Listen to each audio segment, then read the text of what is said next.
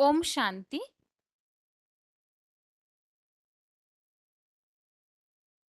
भगवत गीता श्लोक क्लास में आज का श्लोक है 16वें अध्याय का तीसरा,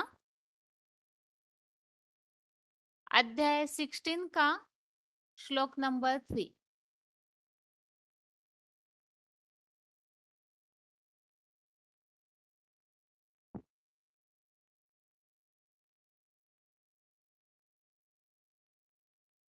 और यहाँ अध्याय 16 में शुरू से ही हम दोनों श्लोकों में और आज के श्लोक में भी दैवी संपदा सहित जन्म लेने वालों के लक्षण मतलब दैवी गुण क्या क्या होते हैं इसके बारे में समझ रहे हैं। और आज के श्लोक में अगले गुणों के बारे में समझाने दी हुई है। श्लोक है तेजः क्षमा धृति शौचम अधोः नातिमानितः भवन्ति संपदं दैवीम् अभिजातस्य भारत। श्लोक दोबारा। तेजः क्षमा धृति शौचम अधोः मानितः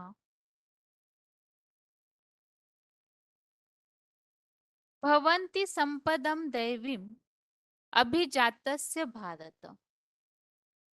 श्लोक का संधि विच्छेद है तेजः क्षमा धृति शौचम अधोः नातिमानिता भवन्ति संपदं दैवीम् अभिजातस्य भारत।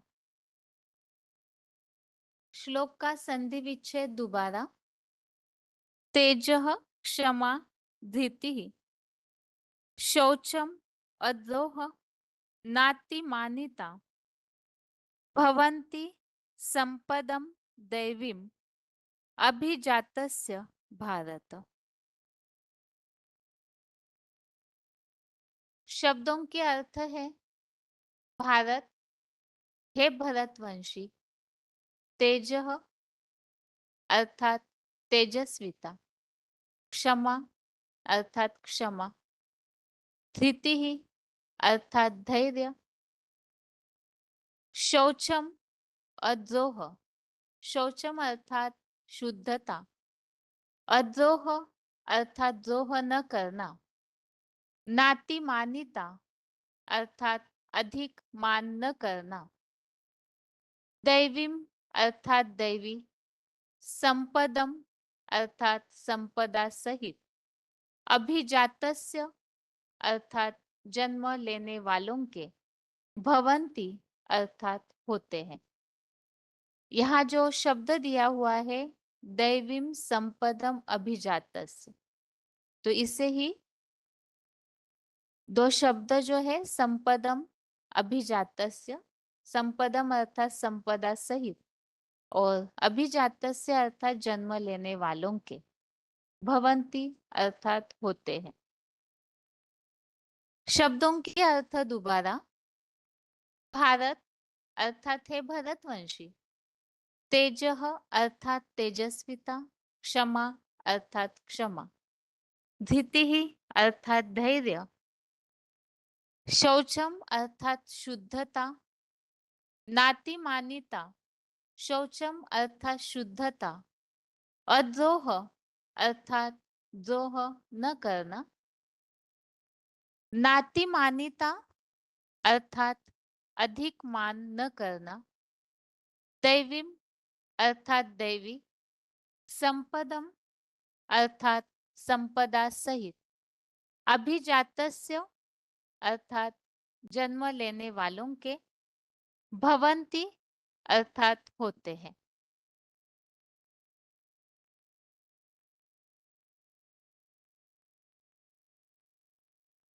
श्लोक का अर्थ है हे भरतवंशी, तेजस्विता, क्षमा, धैर्य, शुद्धता, द्रोह न करना, अधिक मान न करना, दैवी संपदा सहित जन्म लेने वालों के होते हैं। तो इसमें अगले गुणों के बारे में समझाया है। तेजस्विता अर्थात तेज। तो तेज तो पवित्रता का भी तेज है, और वो पवित्रता का तेज योग बल से आता है। तो तेजस्विता। क्षमा अर्थात क्षमा भाव, जिसे कहा है औरों की गलतियों को माफ करना। धैर्य अर्थात ऊपर नीचे जो भी परिस्थितियां जीवन में आती है, तो सफलता मिलने तक उन परिस्थितियों का सामना करने के लिए धैर्यता की आवश्यकता होती है। और शुद्धता, इसके लिए यहाँ बताया है मन और तन से अंदर बाहर की शुद्धता।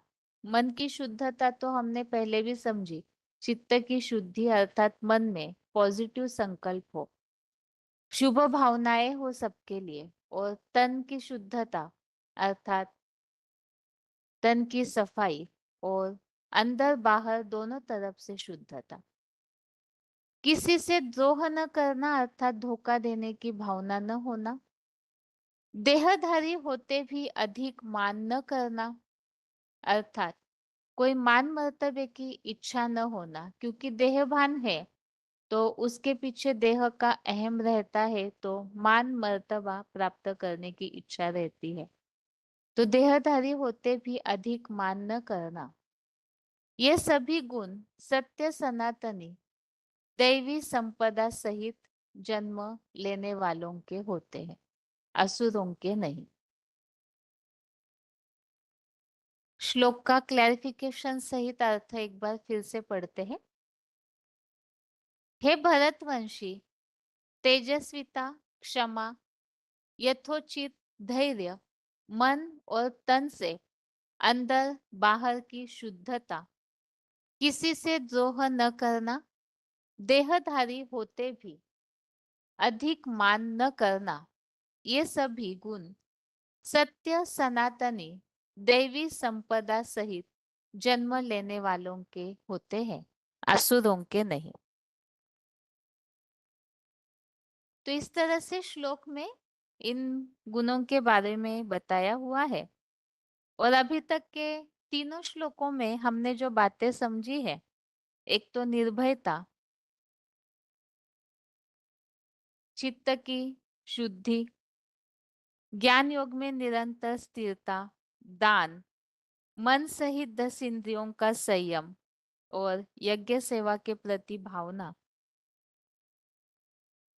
स्वाध्याय अर्थात आत्मचिंतन की गहराई में आत्म अध्ययन में लगे रहना, तप अर्थात आत्मस्मृति का तप, अर्थात देह भान, देह का सुख न लेना। आत्मिक स्थिति में जितना रहने की प्रैक्टिस होती है, तो देह भान को छोड़ना ही है, तो उसे ही तप कहा है।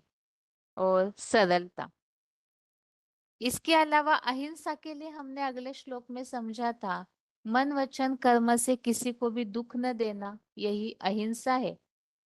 जैसे स्थूल हिंसा से व्यक्ति को हानि पहुंचती है, इसी तरह से संकल्पों से भी अगर व्यर्थ संकल्प किसी के प्रति चलते हैं, तो वो वाइब्रेशन से भी दुखी महसूस कराना, ये सूक्ष्म हिंसा हो जाती है। इसीलिए मन वचन कर्म तीनों से भी किसी को दुख न देना, सत्य, क्रोधहीनता, त्याग, शांति, दूसरों के दोष न देखना, अवगुणों को न देखना, कमियों को न देखना, सब प्राणियों के प्रति दया भावना, लोभहीनता, मीठापन, लज्जा और चंचलता न होना। और आज के क्लास में हमने इस तीसरे श्लोक में तेजस्विता, क्षमा, धैर्य, शुद्धता, द्रोह न करना, अधिक मान न करना, टोटल इन सारे गुणों को समझा है। अभी आज के श्लोक का उच्चारण।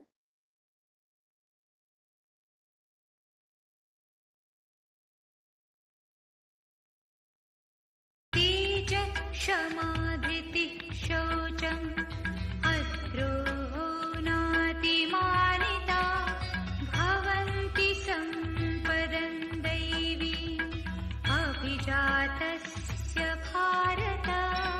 हे भरतवंशी, तेजस्वता, क्षमा, यथोचित धैर्य, मन और तन से अंदर बाहर की शुद्धता, किसी से द्रोह न करना, देहधारी होते भी अधिक मान न करना, ये सभी गुण सत्य सनातनी दैवी संपदा सहित जन्म लेने वालों के होते हैं, असुरों के नहीं। तेज क्षमा धृतिः शौचम् अद्रोहो नातिमानिता भवन्ति सम्पदं दैवी अभिजातस्य भारत। हे भरतवंशी, तेजस्वता, क्षमा, यथोचित धैर्य, मन और तन से अंदर बाहर की शुद्धता, किसी से द्रोह न करना, देहधारी होते भी अधिक मान न करना, ये सभी गुण सत्य सनातनी दैवी संपदा सहित जन्म लेने वालों के होते हैं, असुरों के नहीं।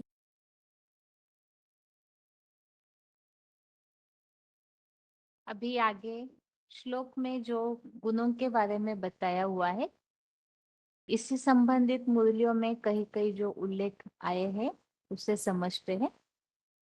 VCD नंबर 802, VCD नंबर 802 1 घंटा 1 मिनट के बाद से लिया हुआ पॉइंट है।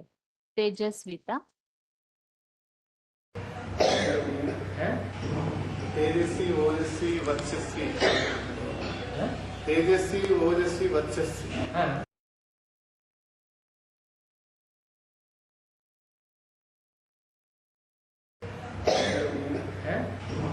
तेजस्वी ओजस्वी वर्चस्वी, तेजस्वी ओजस्वी वर्चस्वी।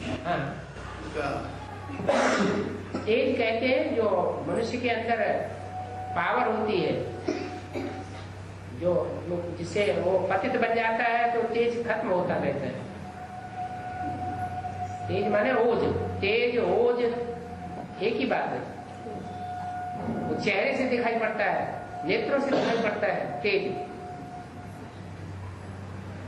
जो धर्म पिताओं में भी देखने में आता था पहले जन्म में। बाद में वो तेज खत्म हो गया, ओज खत्म हो गया, पतित बन पड़े।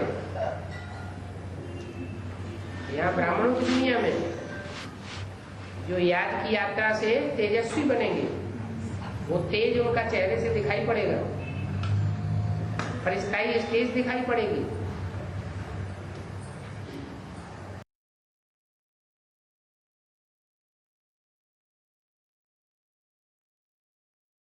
अगला पॉइंट है क्षमा। वार्तालाप number 1811, discussion number 1811, 35 minute 35 minutes के बाद से लिया हुआ पॉइंट। क्षमा माने किसी को, हाँ, किसी को माफ कर देना माने क्षमा। सत्य शांति क्षमा दया है, सत्य शांति क्षमा दया। हाँ ये है चार पुत्र लौकिंगा। हाँ अर्जुन संहिता है। हाँ नासारो कन्नड़ आदि हाँ मुखरू हाँ सेटा होता है। वेदरे चार नाम क्या है? वेदरे चार नाम क्या है? एक में चार नाम क्या है? क्या चार नाम?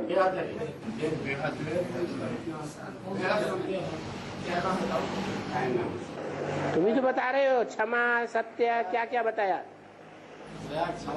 शांति क्षमा दया। हाँ हाँ चतुर्वर्ग जो दया शांति क्षमा दया, हाँ चतुर्वर्ग है ना, हाँ, वो बेहद का अर्थ क्या है? ये चार गुण होने चाहिए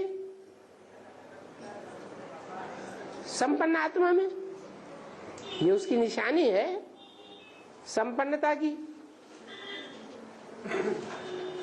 दया नहीं है तो धार्मिक थोड़ा ही कहा जाएगा। दया नहीं है तो धार्मिक है या नास्तिक है? नास्तिक हो गया। अरे वो नहीं जानता है जो कि हम भी कभी भूल करने वाले थे, हमसे भी भूलें हुई हैं पिछले जन्मों में या नहीं हुई हैं। तो दूसरों से अगर भूलें होती है तो उसे दया वो क्षमा नहीं करना चाहिए, करना चाहिए। ऐसे ही चारों गुणों की बात है।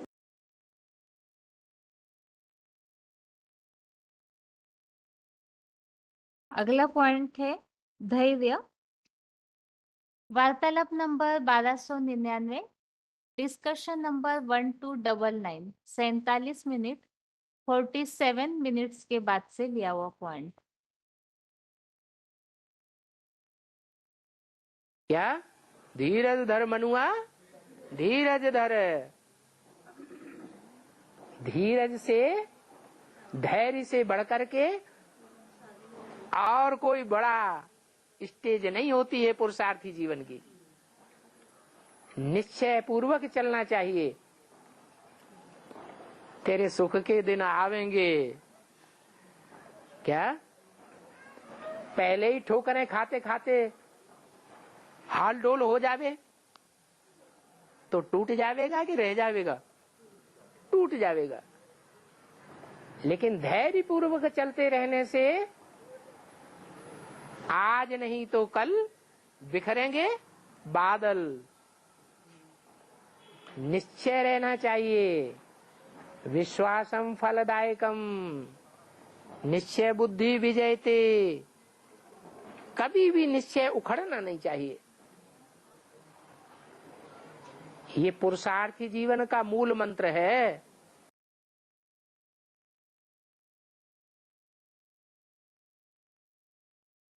अगला पॉइंट है वार्तालाप नंबर 609, डिस्कशन नंबर 609, 50 मिनट के बाद से लिया हुआ पॉइंट है मन और तन से अंदर बाहर की शुद्धता।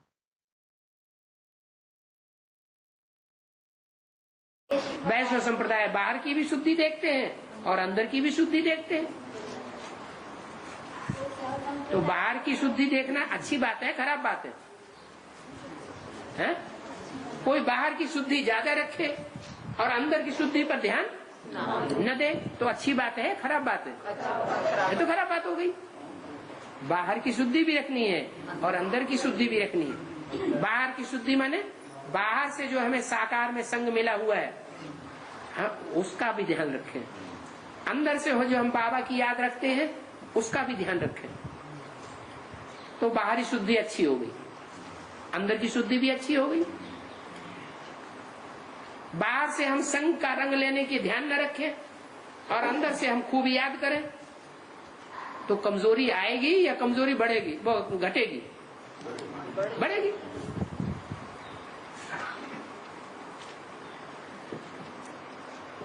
जैसे हद का दिन, हद का अमृत बेला और बेहद का अमृत बेला। कोई बेहद का अमृत बेला की और ज्यादा ध्यान दे कि हम पुरुषार्थ करेंगे बेहद के अमृत बेले में, और हद का अमृत बेले को त्याग दे तो घाटे में आएगा या फायदे में रहेगा? घाटे में आ जाएगा। बेहद का अमृत बेला भी करना है और हद का अमृत बेला भी करना है।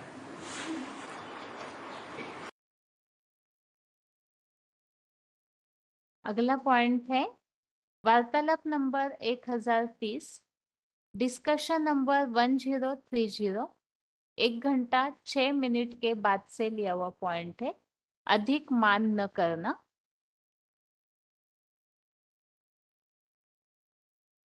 है देह अभिमान से मरने की बात।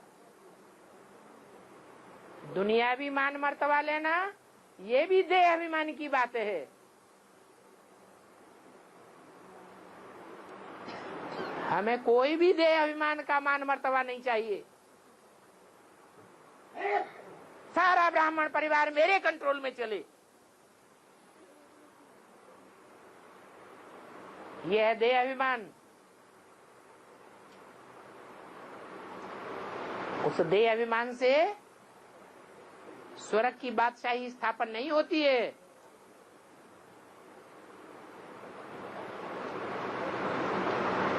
आत्माभिमान से ही होती है।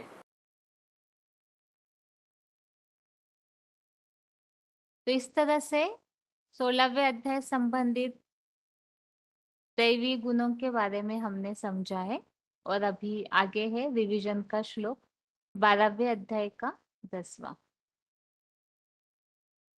12वें अध्याय में हम निराकार की याद से किस तरह से धर्म पिताओं को दुख मिलता है, धक्के खाने पड़ते हैं, और कठिनाई होती है निराकारी स्टेज प्राप्त करने में, उसे समझा। और साथ में साकार जो कूटस्थ और त्रिकालदर्शी है, ऐसी अचल अडोल स्थिति में रहने वाला जो ध्रुव सितारा है, उनकी तरह जिनकी स्थिति है, उस साकार में निराकार परमपिता शिव को वाचा रहित मन बुद्धि से याद करने के लिए बताया हुआ। ऐसे जो याद करने वाले हैं उनकी प्राप्ति बताई हुई है। मृत्यु संसार सागर से उन्हें भगवान पार ले जाते हैं, उन्हें वैकुंठ की प्राप्ति होती है। और ऐसे जो लगाव पूर्वक भगवान को याद करते हैं अव्यभिचारी भाव से, उन्हें ही परम श्रेष्ठ बताया हुआ है। और इसके अलावा ऐसी जो आत्माएं हैं वो जन्म जन्मांतर लगाव पूर्वक हृदय से मेरे में ही निवास करेगा, ऐसे भी बताया है। अब इसीलिए भगवान इस बात के लिए पुरुषार्थ बता रहे हैं कि एक भगवान में ही अव्यभिचारी रूप से मन को स्थिर करना चाहिए, क्योंकि अव्यभिचारी याद से ही प्राप्ति हो सकती है।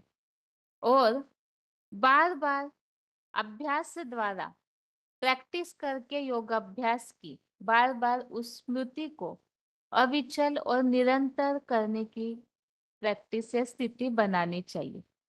और ऐसी स्थिति बना करके अव्यभिचारी याद की निरंतर स्थिति से ही बताया कि मुझको पाने की अर्थात भगवान को पाने की बार बार इच्छा कर। तो भगवान के लिए तो 63 जन्मों में भटकते रहे, इसीलिए पुरुषोत्तम संगम युग में जब भगवान आते हैं तो उनके उस साकार तनधारी मुकर्रर तन को पहचान कर उनमें निराकार को याद करने से ही ऊंची प्राप्तियां होती है। अब ऐसे निरंतर याद की प्रैक्टिस का अभ्यास नहीं हो पाता है, बार बार प्राप्त करने की इच्छा करो इसीलिए योगाभ्यास कर, ऐसे भगवान अर्जुन को समझा रहे हैं। लेकिन अगर ऐसी प्रैक्टिस नहीं होती है तो क्या करना चाहिए, उसका उपाय भी यहाँ 12वें अध्याय में बताया हुआ है। आज का श्लोक है रिवीजन का, अध्याय 12 का श्लोक नंबर 10। अभ्यासेप्य समर्थोसि मत्कर्म परमो भव मदर्थमपि कर्माणि कुर्वन् सिद्धिम अवाप्स्यसि। श्लोक दोबारा, अभ्यासेप्य समर्थोसि मत्कर्म परमो भव मदर्थमपि कर्माणि कुर्वन् सिद्धिम अवाप्स्यसि। अर्थात ऐसे योग अभ्यास में भी समर्थ न हो तो जोड़ी बने रुद्र यज्ञ अधिपति प्लस देव देव महारुद्र रूप मुझ परम पिता प्लस परमात्मा प्रति कर्म करने वाला हो, मेरे व्यक्त रूप के लिए कर्मों को करता हुआ भी वैकुंठ के अतीन्द्रिय सुख की विष्णु लोकीय सिद्धि को प्राप्त करेगा। तो इस श्लोक में इस बात को बताया हुआ है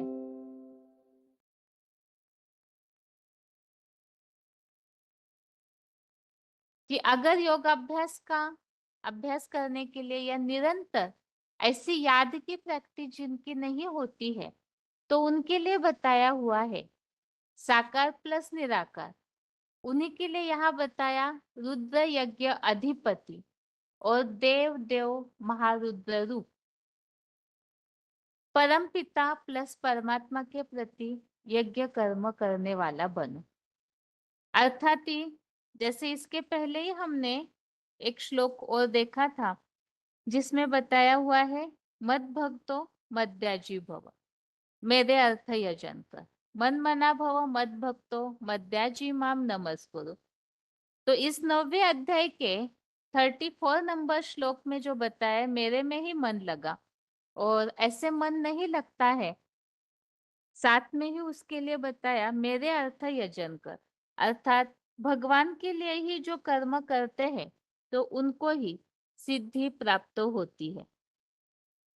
ऐसे भगवान के लिए ही कर्म करने की जो बात है वो जैसे अध्याय 9 के श्लोक नंबर 34 में बताई है, इसी तरह से 9वें अध्याय का 25 अध्याय 9 का श्लोक नंबर 25 में भी बताया है, मद्या जिनोपिमा, अर्थात मेरे अर्थ ही यजन करने वाले, सेवा करने वाले मेरे को ही प्राप्त करते हैं। ऐसे ही अध्याय 18 का श्लोक नंबर 46 में भी अपने कर्म से अच्छे से उपासना कर, अर्चना कर तो वैकुंठ लोकीय, विष्णु लोकीय वैकुंठ की सिद्धि को पा लेता है। इस बात का उल्लेख अध्याय 18 का श्लोक नंबर 46 में है। और 9वें अध्याय का जो 34वां श्लोक है, ठीक इसी तरह से अध्याय 16 का श्लोक नंबर 65, अध्याय 18 का 18वें अध्याय का 65वें श्लोक में भी मन मना भव मद भक्तो मद्याजी माम नमस्कुरु, इस बात का उल्लेख आया हुआ है। ऐसे ही तीसरे अध्याय के 9वें श्लोक में भी हमने यज्ञ कर्म के लिए समझा है, यज्ञ के सिवाय दूसरा कोई जो कर्म है वो बंधन में डालने वाला है। यहाँ जो बताया है कि मेरे प्रति कर्म करने वाला हो, वो कौन सा कर्म है, तो यज्ञ सेवा का कर्म है और उसी से ही प्राप्ति होती है, इस बात को बताया हुआ है। ऐसे ही तीसरे अध्याय का 19 और 20, अध्याय 3 का श्लोक नंबर 19 और 20 में भी भगवान के लिए ही निरंतर कर्म योग्य कर्मों का आचरण कर, जो विश्व कल्याण का यज्ञ सेवा का कर्म करके, ऐसा आचरण करके परम पद की प्राप्ति होती है।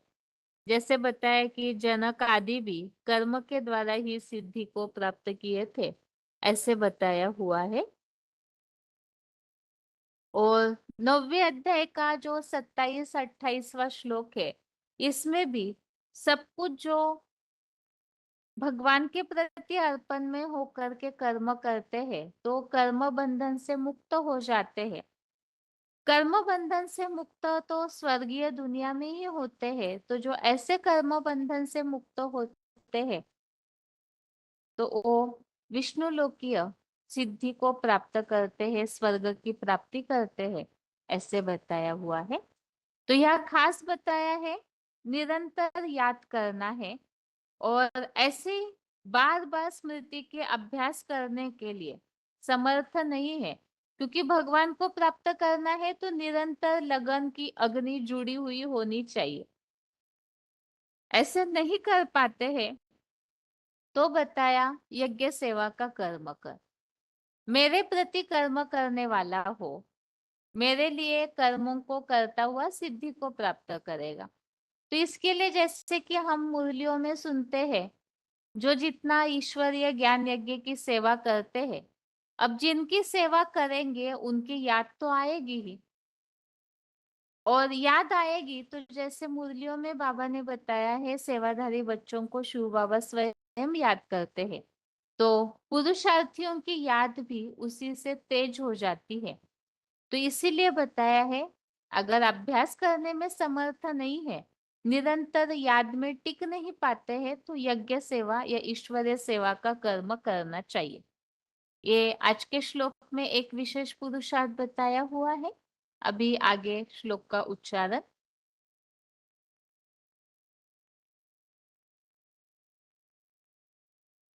अभ्यासेऽप्यसमर्थोऽसि मत्कर्म परमो भव मदर्थमपि कर्माणि कुर्वन् सिद्धिमवाप्स्यसि। ऐसे योग अभ्यास में भी समर्थ ना हो तो जोड़ी बने रुद्र यज्ञ अधिपति प्लस देवदेव महारुद्र रूप मुझ परमपिता प्लस परमात्मा प्रति कर्म करने वाला हो, मेरे व्यक्त रूप के लिए कर्मों को करता हुआ भी वैकुंठ के अतीन्द्रिय सुख की विष्णुलोकीय सिद्धि को प्राप्त करेगा। अभ्यासेऽप्यसमर्थोऽसि मत्कर्म परमो भव मदर्थमपि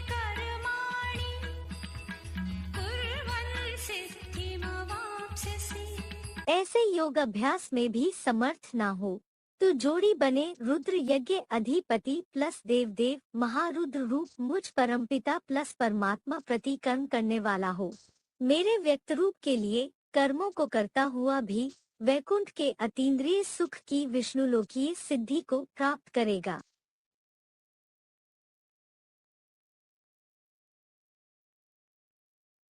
अभी पॉइंट है, श्लोक में जो बात आई है कि अभ्यास में समर्थ नहीं है तो ईश्वरीय सेवा का कर्म करना चाहिए, इसी संबंधित 3 पॉइंट्स में बताया हुआ है। VCD नंबर 758 758 20 मिनट्स के बाद से लिया हुआ पॉइंट। और तीसरी बात, सेवा की फील्ड में रहने से याद जास्ती आती है, घड़ी घड़ी बाबा याद दिलाता है। क्यों? क्योंकि बाप कहते हैं मैं सबसे उन बच्चों को याद करता हूँ। तो बाप जिन बच्चों को याद करेगा, बच्चे तो याद करते हैं, बच्चों की याद तो नंबर 1, लेकिन बाप जिन बच्चों को याद करेगा तो उनकी याद क्यों नहीं टिकेगी? तो मूल बात क्या हुई है? ब्राह्मणों के जीवन की मूल बात हुई, अगर प्रैक्टिस पक्की करनी है जल्दी तो सदा ईश्वरीय सेवा में प्रस्तुत रहे। जितना जितना ईश्वरीय सेवा में अपने को अर्पण करते जाएंगे, तन से, मन से, धन से, समय संपर्क से, उतना उतना अवस्था याद की चढ़ती जाएगी।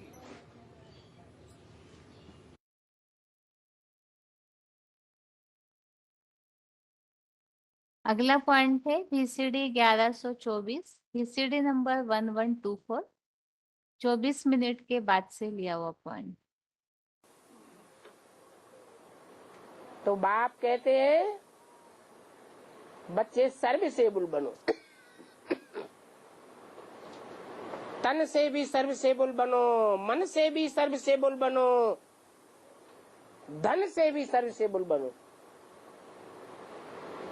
क्योंकि सर्विसेबल बच्चों को बाप याद करते हैं। बच्चों की याद उतनी सात्विक नहीं हो सकती।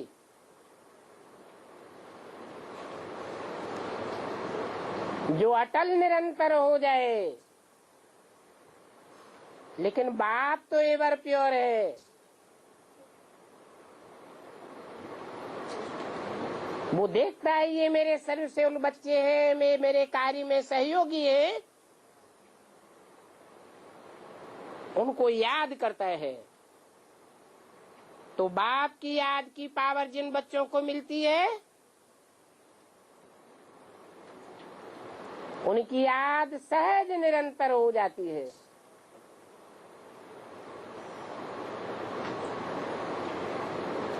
सेवा करने से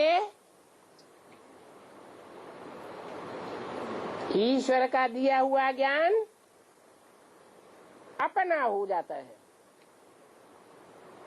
जितनी जितनी औरों की सेवा करते रहेंगे, उतना उतना मन बुद्धि का चिंतन चलता रहेगा। मनन चिंतन मंथन होने से सेकेंडरी याद स्वतः ही टिक जाती है।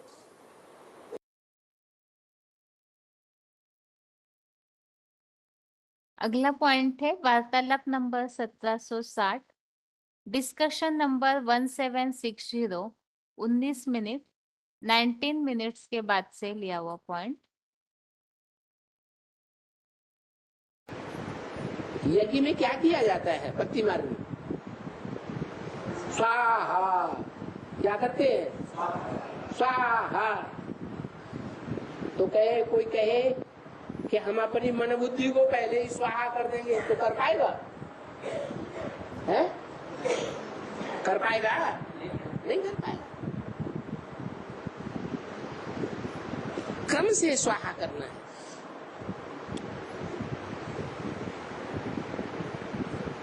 तन, अर्पण कर सकते हैं, माने तन के द्वारा यज्ञ की सेवा कर सकते हैं। वो पहला कदम सहज है या नहीं है? है? तो तन के द्वारा सेवा जरूर करनी है। क्या स्वाहा करना है? तन मन धन, तीनों ही स्वाहा करना है। तन की कर्मेंद्रियां यज्ञ सेवा में लगानी है।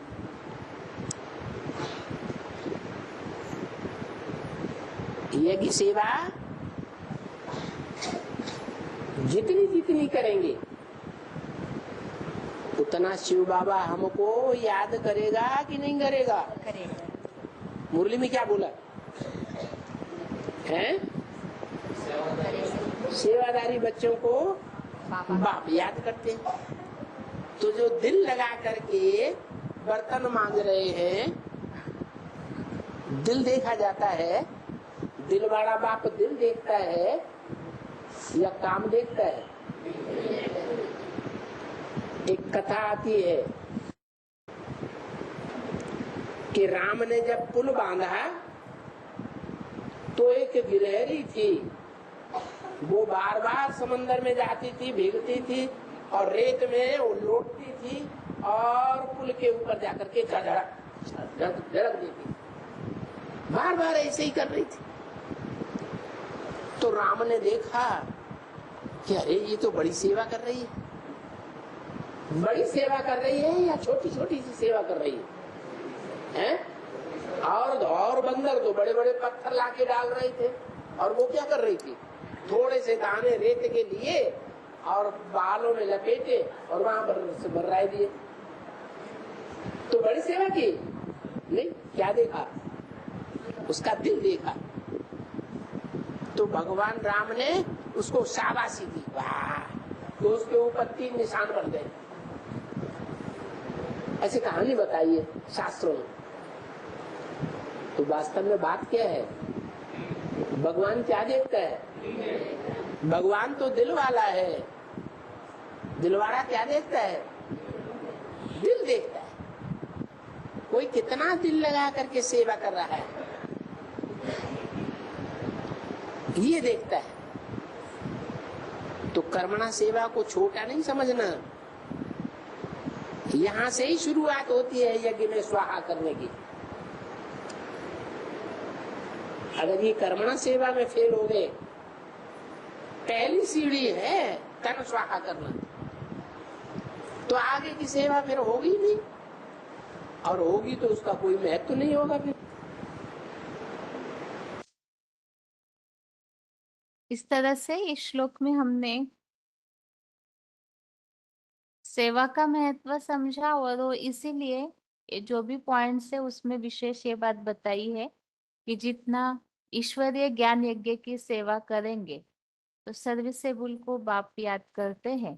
तो निरंतर याद की जो प्रैक्टिस होनी चाहिए ऊंची प्राप्ति के लिए, वो तभी हो सकता है जब मध्याजी भव अर्थात भगवान के अर्थ यजन करेंगे, और वो ईश्वरीय कर्म करना अर्थात यज्ञ सेवा।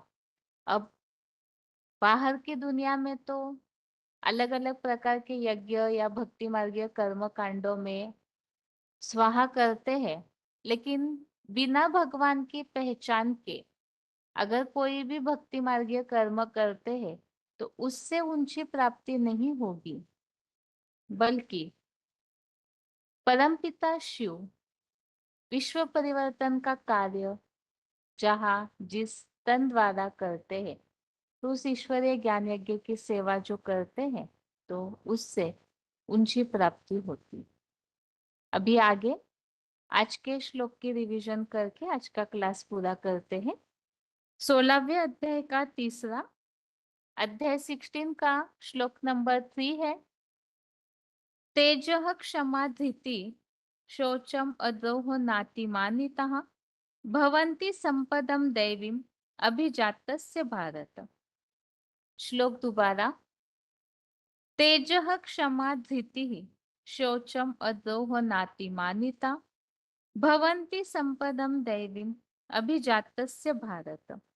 अर्थात हे भरतवंशी, तेजस्विता, क्षमा, यथोचित धैर्य, मन और तन से अंदर बाहर की शुद्धता, किसी से द्रोह न करना, देहधारी होते भी अधिक मान न करना, ये सभी गुण सत्य सनातनी देवी संपदा सहित जन्म लेने वालों के होते हैं, असुरों के नहीं।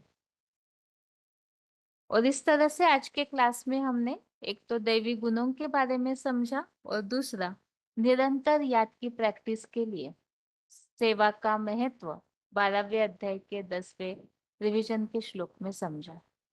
इसके साथ ही आज के लिए गीता क्लास यहाँ ही पूरा करते हैं। ओम शांति।